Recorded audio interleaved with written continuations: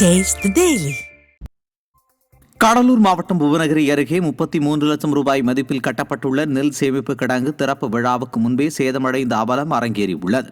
பூசித்தேரி கிராமத்தில் 3 வருடங்களாக ஆமை வேகத்தில் அமைக்கப்பட்ட நெல் சேமிப்பு கிடங்கு தரமற்று கட்டப்பட்டுள்ளதாக மக்கள் புகார் தெரிவித்தனர்.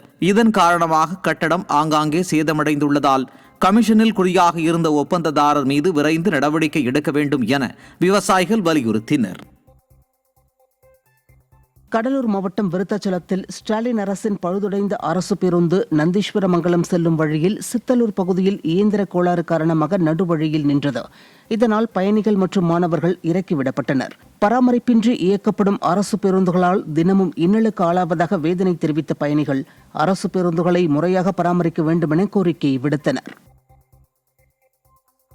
கிருஷ்ணகிரி மாவட்டம் ஓசூர் பேருந்து நிலையம் எதிரே உள்ள மேம்பாலத்தில் கடந்த மாதம் விரிசல் ஏற்பட்டு போக்குவரத்து மாற்றம் செய்யப்பட்டதால் கடும் போக்குவரத்து நெரிசல் ஏற்பட்டது.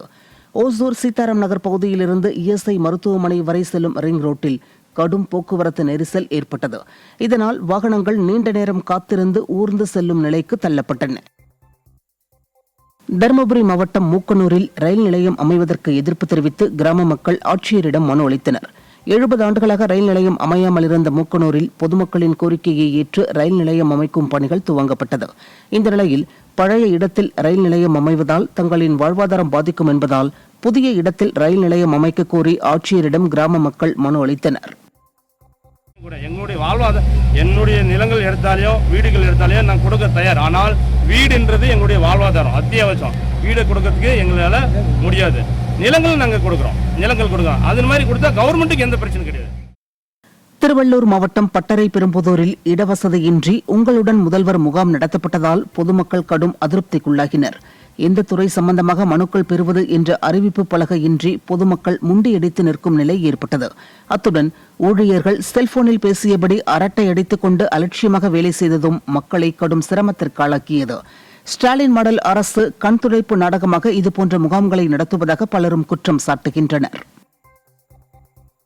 செங்கல்பட்டு மாவட்டம் குன்றத்தூரில் குடியிருப்பு பகுதியில் ஒருவர் இறந்து கிடந்தது பரபரப்பை ஏற்படுத்தியது.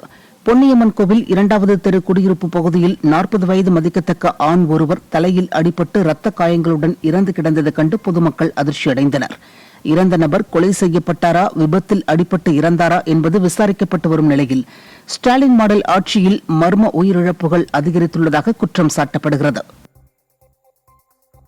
சேலம் மாவட்டம் மேட்டூர் வட்டாட்சியர் அலுவலகம் முன்பு தமிழ்நாடு கிராம நிர்வாக அலுவலர்கள் சங்கம் சார்பில் கவனஈர்ப்பு ஆர்ப்பாட்டம் நடைபெற்றது. பதவி உயர்வு உட்பட பல்வேறு கோரிக்கைகளை வலியுறுத்தி ஆர்ப்பாட்டத்தில் ஈடுபட்டவர்கள் விடியா திமுக அரசுக்கு எதிராக கண்டன கோஷங்களை எழுப்பினர். ஸ்டாலின் மாடல் ஆட்சியில் அரசு துறை சார்ந்த ஊழியர்கள் ஆர்ப்பாட்டத்தில் ஈடுபட்டு உரிமை பெறும் அவல நிலை உள்ளதாக பலரும் குற்றம் சாட்டுகின்றனர். கள்ளக்குறிச்சி மாவட்டம் பூட்டை கிராமத்தில் முறையாக குடிநீர் வழங்காத ஊராட்சி நிர்வாகத்தை கண்டித்து காலி குடங்களுடன் பொதுமக்கள் சாலை மறியல் போராட்டத்தில் ஈடுபட்டனர். போராட்டத்தின் போது பலமுறை புகார் அளித்தும் நடவடிக்கை எடுக்காத விடியா திமுகவின் ஊராட்சி மன்ற தலைவரை முற்றுகையிட்டு வாக்குவாதத்தில் ஈடுபட்டனர். விடியா அரசு ஊராட்சி நிர்வாகத்தின் அலட்சியத்தால் அடிப்படை வசதிகளுக்கு கூட மக்கள் போராட வேண்டியுள்ளதாக அவர்கள் குற்றம் சாட்டுகின்றனர்.